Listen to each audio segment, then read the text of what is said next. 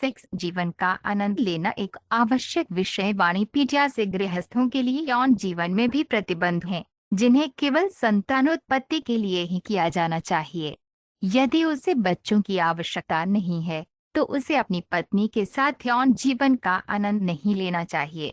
आधुनिक समाज बच्चों की जिम्मेदारी से बचने के लिए गर्भनिरोधक तरीकों या इससे भी घृणित तरीकों से यौन जीवन का आनंद लेता है।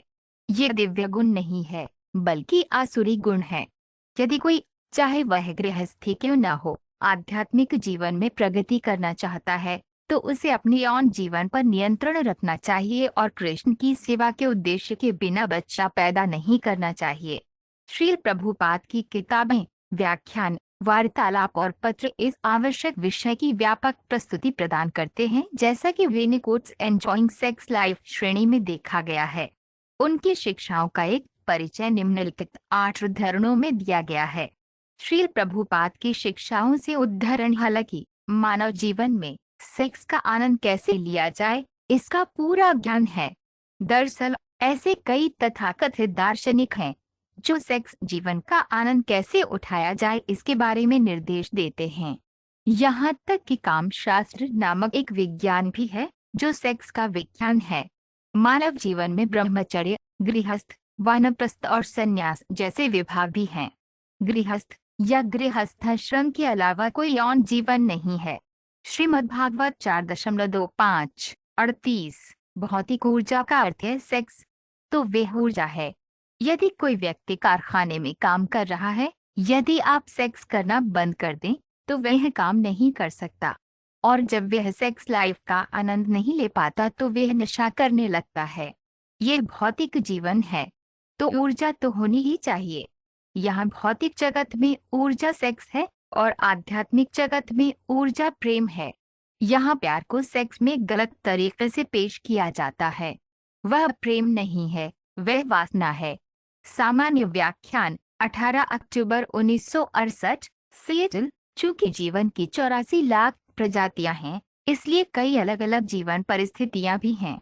जीवन के निचले स्तर, पौधे और पेड़ों के जीवन में संभोग की कोई व्यवस्था नहीं है। उच्च वर्ग में पक्षियों और मधुमक्खियों के जीवन में सेक्स होता है, लेकिन कीड़े मकोड़े और जानवर नहीं जानते कि वास्तव में सेक्स जीवन का आनंद कैसे उठाया जाए। श्रीमद्भागवत 25 अप्रैल 1938। उनकी भौतिकवादी लोगों की खुशी का अंतिम बिंदु यौन जीवन है, बस इतना ही। तो उन्होंने इस तरह से सेक्स लाइफ का आनंद लिया है, अब वे उसी तरह से सेक्स लाइफ का आनंद लेने की कोशिश कर रहे हैं, लेकिन आनंद वही है। अब कोई आनंद नहीं है, वह खत्म हो गया। आप कई तरीकों से बच सकते हैं, लेकिन नतीजा वही होगा। इसी प्रकार जब तक आपको पूर्ण सत्य का पूर्ण ज्ञान नहीं मिल जाता है, यदि आप पूर्ण सत्य को अपनी वर्तमान स्थिति के विपरीत कुछ सोचते हैं, तो वह पूर्ण ज्ञान नहीं है।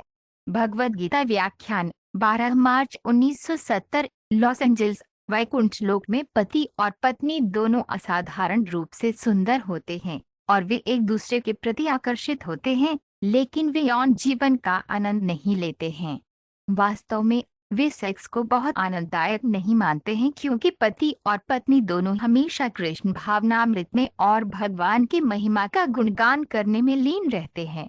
श्रीमद्भागवत 4.23 29। ये ज्ञान कि कैसे खाना चाहिए, कैसे सोना चाहिए, कैसे बचाव करना चाहिए, यौन जीवन का आनंद कैसे लेना चाहिए, और इस विषय पर ढेर सारी किताबें, ये ज्ञान नहीं है। यहाँ तक कि उन्हें कुत्ते बिल्लियों द्वारा भी जाना जाता है।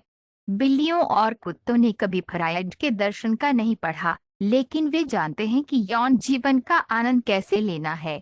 भगवद गीता व्याख्यान 25 अगस्त 1973। लंदन। भौतिकवादी जीवन कांटों से भरा है, और इसलिए किसी को बुरे सौदे का सर्वोत्तम उपयोग करने के लिए केवल वैदिक नियमों की निर्धारित पद्धति से ही जीना चाहिए।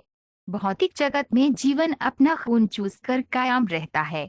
भौतिक सुख के आकर्षण का केंद्र बिंदु यौन जीवन है। यौन जीवन का आनंद लेना अपना ही खून चूसना है, और इस संबंध में समझाने के लिए और कुछ नहीं है।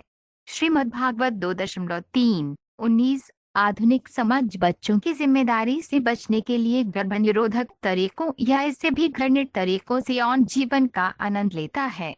ये दिव्य गुण नहीं है, बल्कि आसुरी गुण है। यदि कोई, चाहे वह गृहस्थी क्यों न हो, आध्यात्मिक जीवन में प्रगति करना चाहता है, तो उसे अपने यौन जीवन पर नियंत्रण रखना चाहिए और कृष्ण की सेवा के उद्देश्य के बिना बच्चा पैदा नहीं करना चाहिए। भगवद गीता 3 जनवरी 16।